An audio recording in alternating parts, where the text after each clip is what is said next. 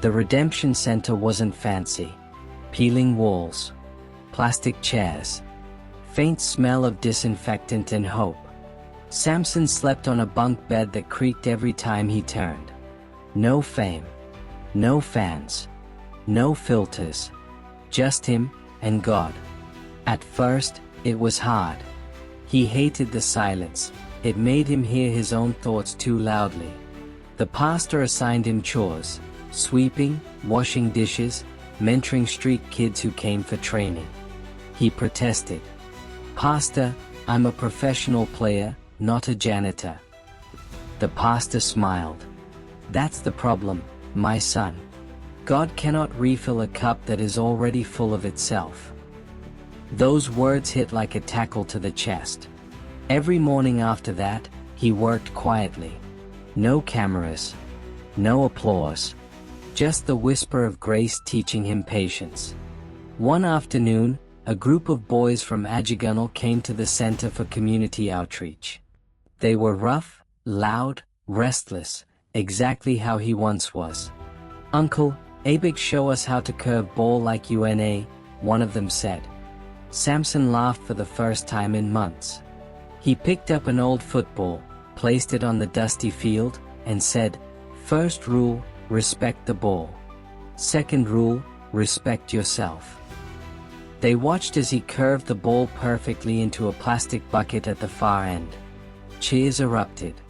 But this time, the sound didn't inflate his pride, it softened his heart. For the first time in a long time, he didn't feel famous. He felt useful. One quiet evening, while cleaning the compound, he heard a voice behind him, "Samson." He turned.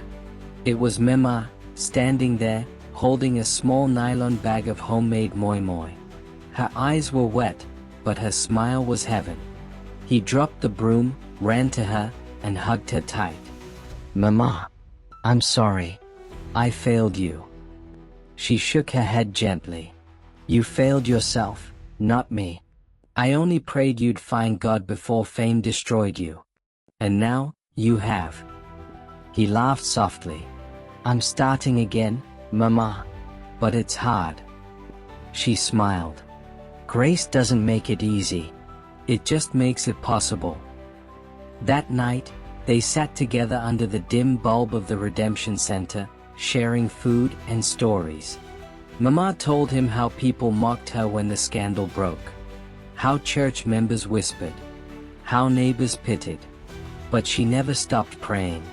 Because faith doesn't measure sons by their fall, it measures them by their return. 3 months later, the pastor told him, "Samson, your rehabilitation is done. You've served, you've healed. What will you do next?" "I'll play again, sir," Samson said. "But this time, to honor God, not impress people." The pastor nodded. "Then let your new strength come from obedience, not ambition." A few weeks later, he got an unexpected call. A local sports documentary team wanted to film a segment on fallen stars finding redemption. They offered him a small allowance and visibility, nothing glamorous, but genuine. During the shoot, his story went viral. Clips of him training barefoot with street kids flooded TikTok. Comments rolled in. "This guy has really changed." Respect. Humility after fame is rare. God still uses broken men. Then came the DM Delilah. "Hey stranger, eyes heard you're back. You look good, we should catch up." His hands trembled. For a moment, the old fire, that familiar dangerous spark, flickered again. He typed, "Sure." Then deleted it. Typed again. Deleted again.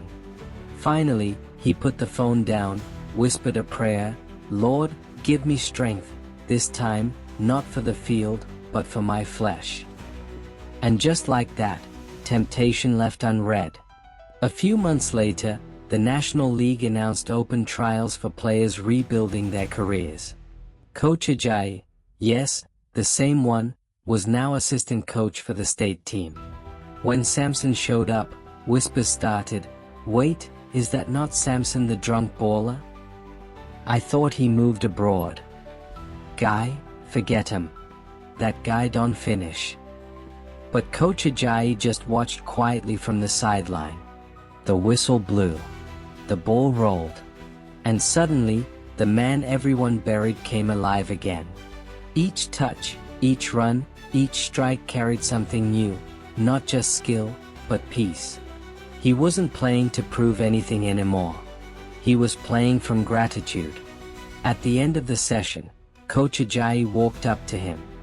"Welcome back, son," he said. Samson's eyes glistened. "Thank you, Coach. I'm ready to serve this time."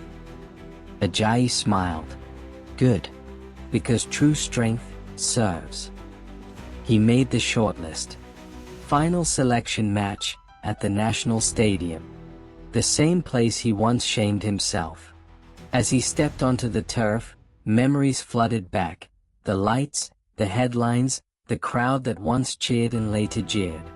Mama was in the stands, clutching her Bible. The pastor had come too, whispering prayers under his breath. The whistle blew. Samson started slow. Passes clean. Movements precise. But midway, a harsh tackle sent him to the ground, pain shooting through his ankle. The crowd gasped. He tried to stand, and fell again. "Not today, Lord," he whispered. "Please." Coach Ajayi shouted from the sideline, "Don't force it, son."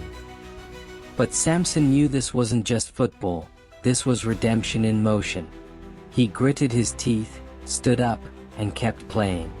Every run was painful. Every pass cost effort. But with each breath, he remembered grace, and grace kept him going.